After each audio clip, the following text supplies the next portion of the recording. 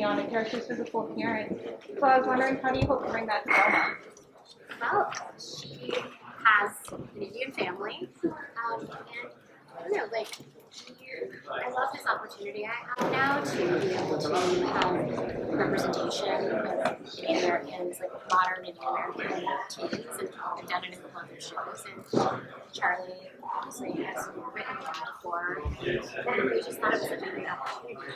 And I identify so much with the Velma character, and I think she's a character where, like, her ethnicity in the original series was in. Yeah, the whiteness of the characters was not, it didn't feel integral to them, except Fred, as we Fred. Fred just felt like a very white person. So Fred had to be white. Had to be white. But He's the whitest character in the history of yeah.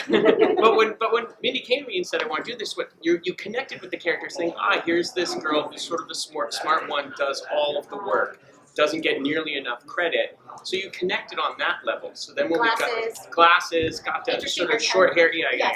So as we got down, it wasn't really until we got much farther down the road where it looked like, this might happen. We really started to talk about how the character should look and should they be South Asian. And at the time, it was just like, well, why wouldn't they be in this day and age? And so we really. When I knew that I was going to do the voice and it's animation, like the possibilities of animation are so big. It's like, well, why not make the character Indian?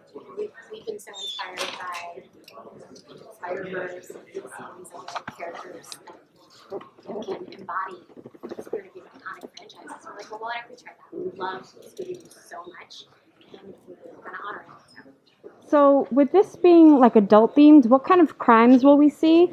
And will there be a Scooby-Doo guest in like typical Scooby-Doo fashion, like cameos? Sure, I think what you asked was what kind of crimes will we be seeing. Yep. I think I missed the second. The second part was like in like typical Scooby-Doo fashion, will there be unveilings of like cameos? Oh, that's a great question. So this is a scary show with murders, and I think that was one of the things we liked about it was these high school kids being really brave and having to deal with something really scary, and that's something that I think we've been inspired with a lot of more scary teen shows of late, which is why the show is for adults. And it's also tackling a lot of what teens go through in modern high school life. Obviously, I come from that sort of tradition with some of my other shows, and that was really interesting in terms of like what do girls deal with? It deals with like popularity, being an outsider. Obviously, the cast, comes from very different socioeconomic backgrounds. The characters do. So like, what does that look like now? And that's something that we can kind of really tackle in an adult show that seemed really interesting and rich. In terms of the crimes being a little bit more intense too, it just felt, again, another question I always had about the original was every week in the original, they are chased by, seemingly monsters, but criminals. It feels like their life is in danger every single week.